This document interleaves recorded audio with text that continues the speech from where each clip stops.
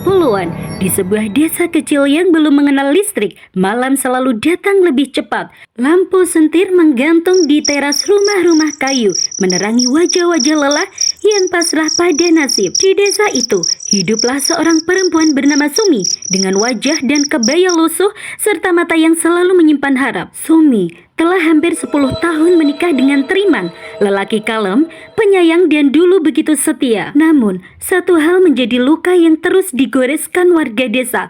Sumi tak kunjung memberi keturunan. Tahun demi tahun berlalu, doa-doa berubah menjadi bisikan, dan bisikan berubah menjadi tudingan. Awalnya, Triman selalu menggenggam tangan Sumi setiap kali ada cibiran. Ia selalu meyakinkan Sumi bahwa semua akan baik-baik saja, mengajarkan Sumi untuk selalu pasrah pada Tuhan. Saat itu, Sumi percaya cinta cukup untuk menahan dunia. Ia tak tahu kesabaran manusia juga bisa retak pelan-pelan. Hingga suatu hari, Triman mulai jarang pulang.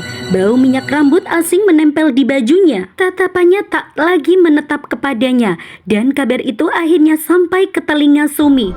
Triman berselingkuh dengan seorang janda di ujung desa. Sejak saat itu, rumah mereka tak lagi hangat. Pertengkaran muncul, bentakan terdengar, dan untuk pertama kalinya, tangan Triman mendarat di pipi Sumi. Air mata jatuh, bukan karena sakit fisik, tapi karena cinta yang hancur di depan mata. Sementara itu, warga desa semakin kejam. Mereka menyalahkan Sumi sepenuhnya, menuduh Sumi sebagai seorang istri yang tak becus memberikan keturunan. Penampilan fisik Sumi pun kini menjadi perbincangan warga. Sumi yang tak bisa berhias diri sering dibandingkan dengan penampilan selingkuhan Triman yang tentu lebih cantik dibanding dirinya. Triman nyaris tak pernah pulang. Malam-malam Sumi diisi dengan kesunyian, suara jangkrik dan perut kosong. Di sudut rumah, ia memeluk lutut, bertanya dalam hati, salah apa ia sampai Tuhan menghukumnya seperti ini. Sejak itu, bisikan mulai datang. Setiap malam, suara lirih memanggil dari kejauhan, dari arah bukit di ujung desa. Suara itu seolah bisikan gaib yang selalu memanggil namanya. Sumi mulai sering berjalan sendiri ke arah bukit, menatap jurang dalam yang diselimuti kabut. Angin berhembus dingin membelai rambutnya, seolah ada sesuatu yang menunggunya di bawah. Pada suatu senja, langit berwarna merah tua. Tak ada yang melihat Sumi keluar rumah, tak ada yang menyadari langkah terakhirnya. Hingga malam pun turun, dan tubuh Sumi ditemukan tergeletak di dasar jurang, kaku dengan wajah yang masih basah oleh air mata. Warga pun berkata, Sumi telah bundir. Mereka menggeleng pelan, lalu pulang.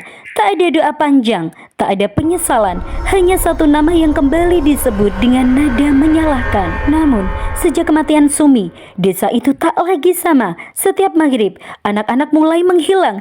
Tangisan terdengar dari arah pohon besar dekat bukit. Tangisan perempuan lirih penuh amarah. Beberapa warga mengaku melihat sosok berkebaya lusuh, rambutnya panjang menutupi wajah, menggendong anak kecil di punggungnya. Dan warga percaya itu adalah sosok penampakan Sumi.